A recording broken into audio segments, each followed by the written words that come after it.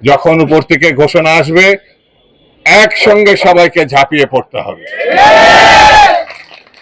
ধানের শীষের কোনো বিকল্প নেই, বিএনপির কোনো বিকল্প নেই, তারেক রহমান বেগম জিয়ার কোনো বিকল্প নাই। অন্যরা যেসব কথাবার্তা বলছে সেই কথাবার্তায় কোনো কাজ হবে না, এটা আমাদের মনে রাখতে হবে।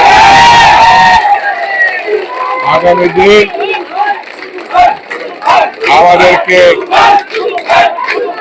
ঐক্যবদ্ধভাবে সামনের দিকে এগিয়ে যাওয়ার জন্য ঐক্যবদ্ধভাবে আপনারা থাকবেন। আজকে যেমন ঐক্যবদ্ধভাবে এসেছেন, আগামী দিনও এইভাবে আমরা গ্রামের পথে প্রান্তরে কুটিরে আমরা মানুষের কাছে যাব। ধানের শীষের পক্ষে, বেগম জিয়ার পক্ষে, তারেক রহমানের পক্ষে, এটাই হবে আমাদের একমাত্র কাজ। এটার সঙ্গে আছেন? আছেন? আছেন?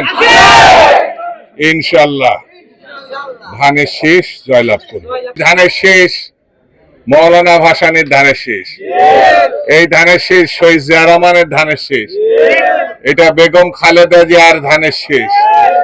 এখন এটি বাংলাদেশের আগামী দিনে যিনি প্রধানমন্ত্রী হতে চলেছেন জনাব তারেক রহমানের ধানের শীষ, বিএনপির ধানের শীষ। চুয়াডাঙ্গার মানুষ সব সময় ন্যায়ের সঙ্গে অন্যায়ের বিরোধিতা করেছে। এটি প্রথম বাংলাদেশের রাজধানী।